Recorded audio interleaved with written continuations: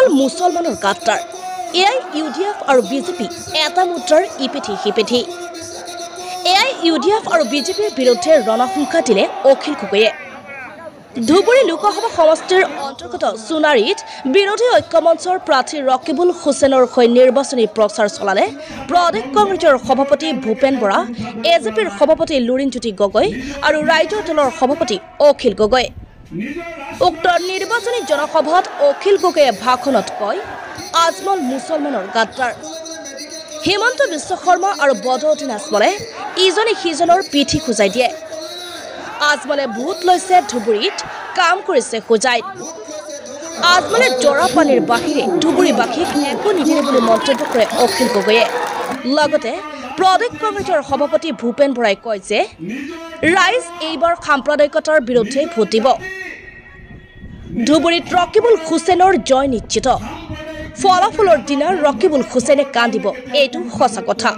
কিন্তু ৰকিবুল হুছেইনে পৰাজয়ৰ বেজাৰত নহয় জয়ৰ আনন্দতে কান্দিব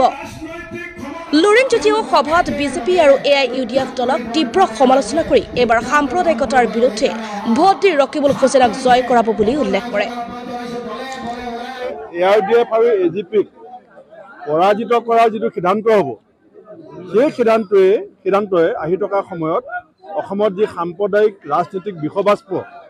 আৰু ধৰ্মীয় মেৰু বিভাজনৰ ৰাজনীতিৰে আমাৰ মূল মৌলিক সমস্যাবিলাক তল পেলাবৰ কাৰণে বিজেপি AIUDFৰ যিটো সন্মিলিত ষড়যন্ত্ৰ সেই ষড়যন্ত্ৰক উফৰাবৰ কাৰণে আমি অসমৰ সমগ্ৰ বিৰোধী ঐক্যমঞ্চ অসম আমি ধুবুৰীক অসমৰ জাতীয় স্বাৰ্থৰ এটা নিৰ্বাচন হিচাপে গণ্য কৰিছোঁ আৰু মই নিশ্চিত যে ৰকিবুল হুছেইন ডাঙৰীয়াৰ জয়ৰ সমান্তৰালভাৱে AIUDF যিদিনাখন শেষ হ'ব বিজেপিৰ পতন কাউণ্টডাউন আৰম্ভ হ'ব ইয়াতো আমাৰ প্ৰথম পৰ্যায়ৰ লুৰিণ গগৈ ডাঙৰীয়া আছে ডিব্ৰুগড়ৰ মানুহৰ মুখে লুৰিণ গগৈ ডাঙৰীয়া জিকিছে গৌৰৱ গগৈ ডাঙৰীয়া জিকিছে দ্বিতীয় পৰ্যায়ত প্ৰথম কথাটো হৈছে আমি এটা ধৰ্মনিৰপেক্ষ দল হিচাপে আমি সকলোৰে ভোট আশা কৰিছিলোঁ কিন্তু মুখ্যমন্ত্ৰী হিমন্ত বিশ্ব শৰ্মাই মিয়াসকলক যি ধৰণে তুচ্ছ তাচ্ছিল্য কৰিছিলে ধুবুৰীলৈ আহিলে পাকিস্তান বৰপেটালৈ গ'লে বাংলাদেশ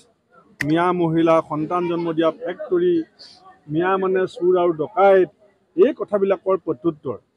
দ্বিতীয় পৰ্যায়ত অসমৰ প্ৰত্যেকগৰাকী বিবেকবান সংখ্যালঘু ভোটাৰে বিজেপিক ঠিকমতে দিছে ঠিকমতে বিজেপিয়ে কাণ কাটিম বুলি কৈছিলে ঘৰ ভাঙিম বুলি কৈছিলে ফাৰ্ষ্ট ফেজ আৰু ছেকেণ্ড ফেজত ৰাইজে বিজেপিৰ নাক কাটি দিছে ৰকিবুল হুছেইন ডাঙৰীয়া যেতিয়া বহুত ভোটত জিকিব তেতিয়া চকু পানী ওলাব এইটো মই কৈছোঁ যেতিয়া মানুহ আনন্দৰ ৰকিবুল হুছেইন ডাঙৰীয়াৰ আনন্দৰ চকু পানী ধুবুৰী ৰাইজে যে উলিয়াব সেইটো মই নিশ্চিত দেশৰ সংবিধানৰ ধৰ্মনিৰপেক্ষ চৰিত্ৰ বচাবৰ কাৰণে এইবাৰ ৰাইজে সজাগ হৈ আহিছে সচেতন হৈ আহিছে সেইকাৰণে বদৰুদ্দিন আজমল চাহাবৰ সাম্প্ৰদায়িক ৰাজনীতিও কাম দিয়া নাই বিজেপিৰ ঘৃণা বিভাজন আৰু সংকীৰ্ণতাৰ ৰাজনীতিও কাম দিয়া নাই আৰু সেইকাৰণে আমাৰ মানুহে এবাৰ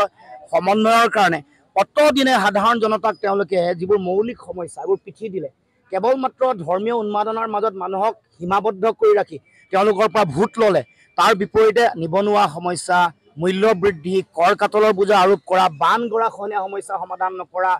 এইবোৰৰ বিৰুদ্ধে আমাৰ মাটি বাৰী ম্যাদীকৰণ কৰি নিদিয়া পট্টা নিদিয়া এইবোৰৰ বিৰুদ্ধে ৰাইজে এই অন্যায়ৰ বিৰুদ্ধে ৰাইজে ভোটদান কৰিব এক জাতীয় অন্যায় কাহ জাপি দি অসমীয়া জাতীয় জীৱনক ধ্বংস কৰাৰ ষড়যন্ত্ৰৰ অন্যায় আনফালে সাধাৰণ মানুহৰ তেওঁলোকৰ জীৱন সম্পত্তি তেওঁলোকৰ জীৱন জীৱিকা নষ্ট কৰি চামুচেৰে নি বেলচাৰে আমাৰ পৰা তেজ শুহি খোৱা বিজেপিৰ যিটো চৰিত্ৰ তাৰ বিৰুদ্ধে ভোটদান কৰিব আৰু ধুবুৰীত বিপুল বিবৰ্ধনত ৰকিবুল হুছেইন ডাঙৰীয়া জয়লাভ কৰিব মুছলমান জাতিক বিক্ৰী কৰিছে কোনে মুছলমান জাতিক বিক্ৰী কৰিছে কোনে মুছলমান জাতিক বিক্ৰী কৰিছে কোনে কোনে কৰিছে ছবি হাত ধৰা নাই কোনে